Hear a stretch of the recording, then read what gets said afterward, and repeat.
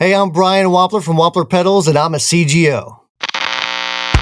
Always saying guitars are playing a part of who we are.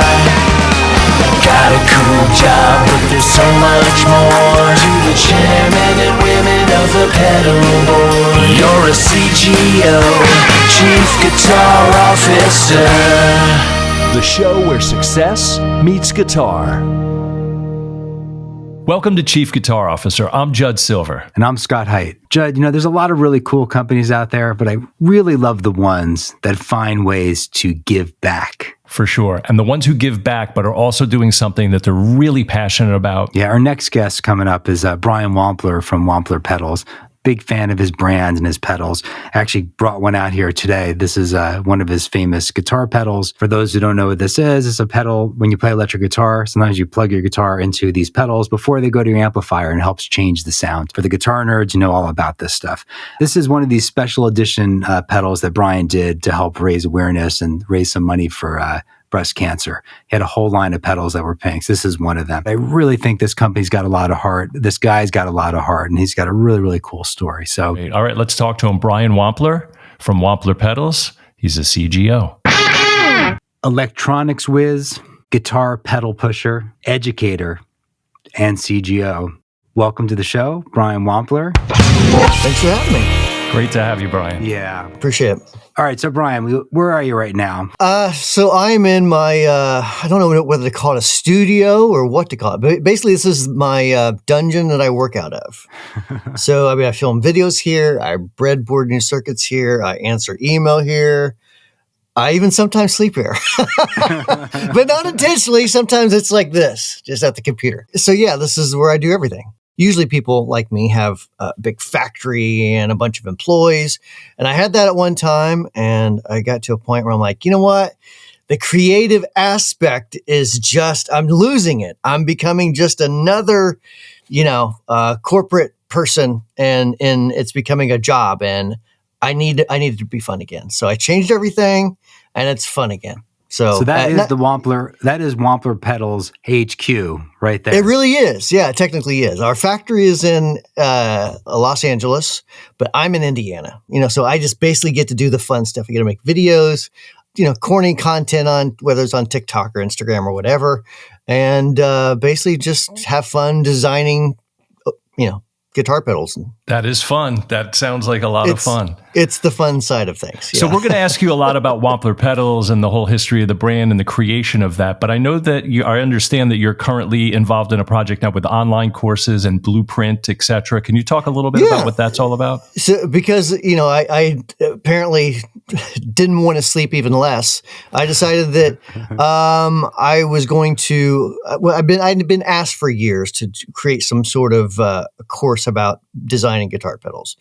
And even years before that, like 2005 or 6, I wrote a book about how to modify guitar pedals. And that's still on Amazon. But anyway, so I'd kind of built up this audience of people that just, I guess, like the way that I explain things, whether it's through books or through my videos about taking complex like circuits and really summarizing them in a way that's digestible to the average musician, right? So rather than talk about the math of a non-inverting op amp circuit, then I say, okay, well, this is what it's kind of doing, and this basically gives it more bass. So I'll just kind of explain it just more like lay terms, right? Mm-hmm.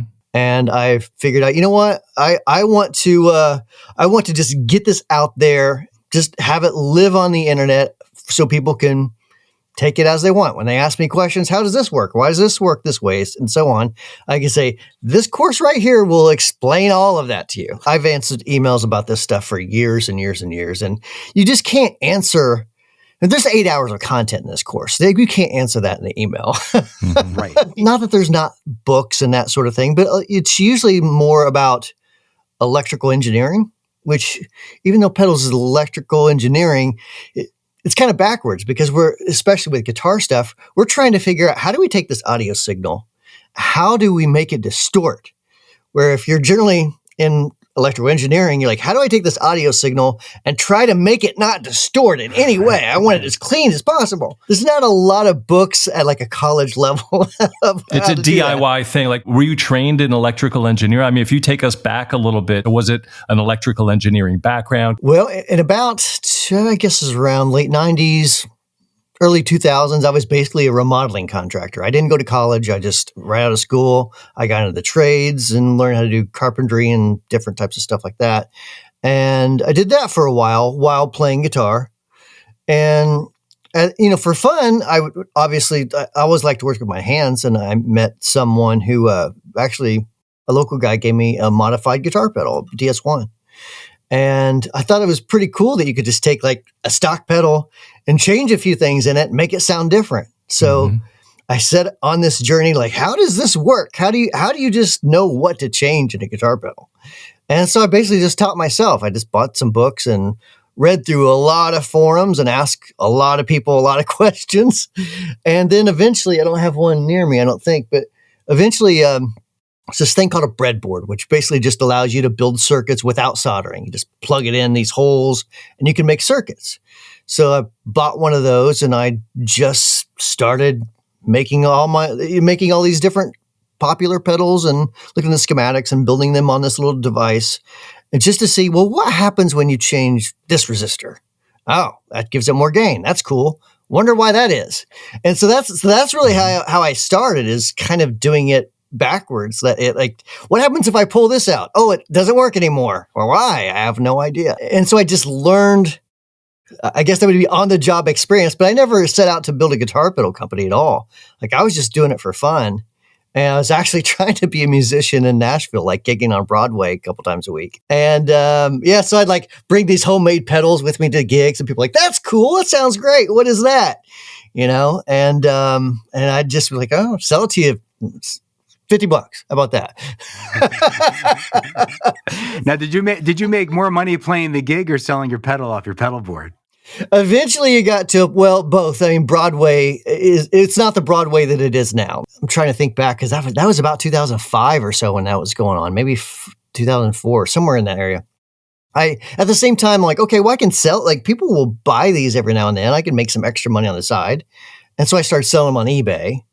And then that started doing decently well. And then I wrote that book around the same time, and that was doing okay. So I like had this side hustle. And apparently that's just a thing with me. I'm just apparently just like to keep creating multiple jobs for myself. I don't know why, but so we kind of doing both. I was doing like the DIY stuff. I was building pedals, and at about 2008, I was like, I got to make a decision, because both of these are going to take a bunch of time, and I have to jump in one direction or the other. And so I sold all my not all my tools, sold the biggest majority of my tools, and decided, all right, we're going to go full-time being pedals, and maxed out a credit card or two. Just went for it. Just jumped in the deep end. And fast forward, 15 years later, here we are. Amazing. It's amazing. So yeah, I learned everything backwards. Even business stuff, I learned a lot of things the hard way. Learned how like wholesaling and retailers work. And I had no idea, like, oh, you sell to them at a discount. They have to buy bulk. And here's the going rate for that. So like, I had no idea. Mm-hmm. I remember my first retailer was like, well, why don't you just mark the price up? And they're like, no, it doesn't work that way. You have to set the price. Right. I didn't know what that was. So anyways, I really just stumbled and tripped and fell over myself until I figured it out, I suppose. And with that came building the brand and everything that you were doing that all at the same time. There wasn't like a team of people, I imagine. You were kind of doing it all yourself. As we went along, I would hire a few people to help, but I've always tried to keep it as small as I could, like with people that felt more like friends and family. Mm-hmm. So like that, and sometimes it worked out and sometimes it didn't. I mean, there's been times where I've hired family. I'm like, okay, I love you, but you're not good at this. Right. Like I've got to have someone else do your job because this is not your thing. So, I mean, that happens, but ultimately, like I've always just wanted it to be a fun gig that I can wake up in the morning and look forward to going to work. And when I go to bed at night, I want to look forward to the next day.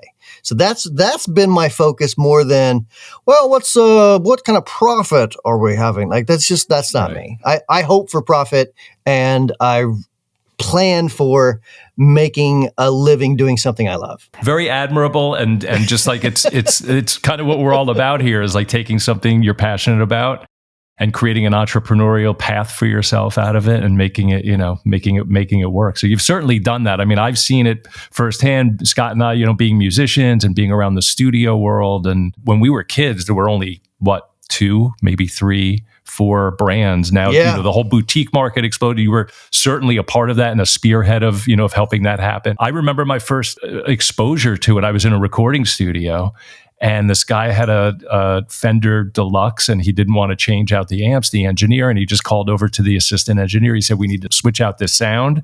And he said, give me the Wampler. And that's the first time I heard the name. He called it the Wampler. It was the Plexi Drive. Yeah. And it was wow. That's cool. It's always interesting because, I mean, there's a lot of times like that will happen, or someone of notoriety will have some of my stuff. And I don't know, because they don't contact me. They just go buy it. Right. And so like, I find it like, he's using my stuff. Wow, that's cool. Yeah, it's great. Yeah, it's so like cool. I remember when George Lynch got a. He's like one of my heroes. George Lynch got one of my delay pedals. I was like, oh my God, George Lynch has one of my pedals. It's so awesome. I've known the brand for a long time. I've watched it grow and evolve, and just they're really, really awesome products.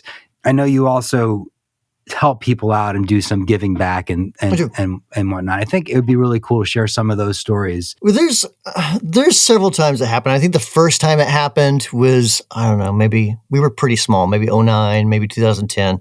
And just a friend that my wife worked with, or well, before she came full-time with the business she worked with, and this person got cancer and just literally didn't have the money to pay for anything. And so, I mean, I didn't have any money, but I was like, well, what if we create a pedal and we just donate all the profits to, her trying to get her some help. And so we did that. That was the Underdog pedal years ago. And there's been a few different times like that. Like we did some stuff with Brad Paisley where, he made some special Paisley drives and he signed them, and we auctioned them off and again gave all the proceeds to breast cancer. The last thing I did, I think it was last year, with a guy named Ben Carlin with Electric Love. His wife got cancer. At the same time, I believe his daughter had like a brain tumor. Like this all happened at the same time. And he just, this is one of the, like his family, he just is going through this traumatic experience, right? And so he decides, well, I can either just completely self-implode, or I need to find something like some sort of outlet. He decides to start learning how to build pedals. So he builds some kits and then donates all the money. So I saw what he was doing, and I thought it was a really cool story. And so I said, look, let me help you. Like we have a big kind of, marketing engine, so to speak, a big thing behind us. Why don't I design a pedal for you? We'll pump it out to, pump out the story and give all of our customers opportunity to buy this pedal, because he's literally donating. He's got a regular job. So this company is just to donate to this cancer foundation. So we created this pedal called the Aquatone. It's kind of based loosely like around a Boss Blues Driver sort of thing, but I always put my spin on it. And so we created that, and he just sold out of them. Then made another batch, sold out of them. So like doing that, I didn't see a dime of it, but I didn't want to see a dime of it. The idea was not to elevate my name in any way. It was just because this guy had a really terrible go at things for a bit. He was given it a bad hand. And I think it's one of the really great things you do. I've seen it through through the evolution of the pedals, that the cancer, the pink, all those pink line ones were that. And what's interesting is the knock-on effect is that I see those pedals, people are really proud to still own them and share them and show them on social. So I think it really continues to create awareness beyond the purchase. I'm really bad at like remembering the exact dates and, how many did you make? I'm like, I don't know, 5 or 10 or maybe 15. I don't remember. I didn't write that down. I'm supposed to know that. What is your earliest memory of guitar? When did it come into your life? Oh, I was 7 years old, and my brother, I remember clear as day, my brother's a drummer. My older brother is a drummer. He and his band were playing, practicing a Night Ranger song. Don't Tell Me You Love Me was the song. Oh, nice. And the guitarist had a white Flying V. And I was like, I want to be that guy. Jeff Watson. Well, the guy in my brother's band. And I'm like, gotcha. I thought Jeff Watson moved to Indiana and joined your brother's band. No, I mean, that would be great. I'd be like, teach me some stuff. But no, so anyways, so my brother was playing drums. This guy had this awesome guitar. And I'm like, I want to start playing guitar. And so I, got a little strap copy or something and just started listening to the radio and playing tapes, press rewind, play, rewind, play. You know what? I mean, it was back before, the 8-track days, roughly. Mm-hmm. So, I just tried to bought some chord books and just tried to figure out things by ear and been playing ever since. I've played different types of music all during the course of my musical career, I guess you could call it. So I have 2 brothers. One was a drummer. The other one just loved music, and he's the one that got me into Van Halen. And so once I heard like Van Halen 1 and 2, I was like, I just want to be Eddie Van Halen when I grow up. And that's what led to like me getting into like distortion pedals. I was always chasing like that type of sound. And, and I didn't have any money, so I didn't have like big Marshall amps or, actual Les Paul. I didn't get my first real Fender until I was in my 20s. All this time I was just like, what pedal is going to do it for me? The pinnacle. Yeah. That's it. You couldn't just walk into a store and buy that. I mean, it was not at that time. You had to make it, right? Right, exactly. Yeah. So through all that time, there must have been a whole history of guitars coming in and out. Do you have something there that you can show us? I ended up pawning everything over my younger life, trying to pay for rent. But I do have this. So this is probably one of my favorite guitars, Brent Mason's guitar. Oh, wow. And, this is not actually, I guess it is because he gave it to me. But this is the Brent Mason version of his guitar, which is an old, I forget exactly what year. It might be late 50s something, maybe early 60s. But, this is the one that Fender makes, and it's got a B bender in it. And it's just like, it's not necessarily like a traditional telly thing, but it does a little bit of everything. So it does it's got a humbucker in the neck. And so it can kind of get a 335 type thing. It's got a middle pickup. So you can kind of get a Strat sort of thing. It's the perfect session guitar. And it just so happens it's just a workhorse. You can't make it sound bad unless you throw it down the stairs or something.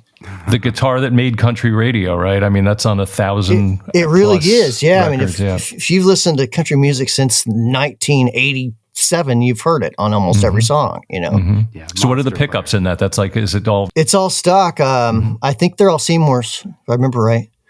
Seymour Duncan stuff. But it's all to Brent specs exactly. So in fact, they have a custom shop version that they literally mimicked the dirt on his. Oh, wow. And the process of doing it was crazy. Like they had to figure out what combination of things do we use, dirt and some coffee or whatever. And we got to figure out how to make it look like it's been, through the ringer, through bars and through everything you can imagine, You make a lot of content online. You're playing your guitar to demonstrate things and explain. Is there a lot of time that Brian Wampler sits around and just plays guitar? It's combined with work, but it's kind of weird because it's not profitable, but it's fun. And what it is when I'm designing a pedal, there's times where I'm playing something and it inspires me to create a lick. Then I'm like, oh wow, that's a cool lick. I need to write a song.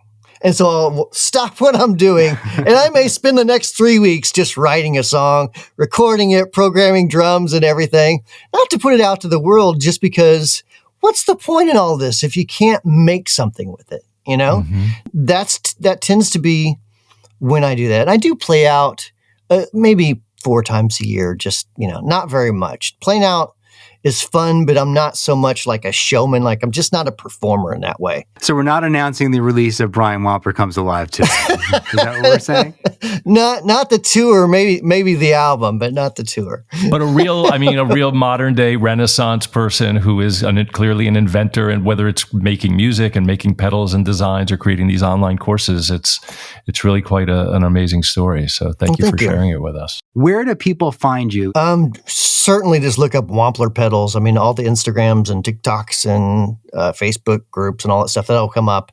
And then the course side, the DIY side is guitarpedalcourse.com. Really been a terrific guest. And Thanks for having me, guys. Thanks, Brian. Great to see you. You too. That's our show. Thanks for watching. And remember to like and subscribe to our channel. Check us out on all the socials at Chief Guitar Officer. And we want you on the show. Go to chiefguitarofficer.com, look for the section called You're a CGO, send us your video, and be featured on a future episode.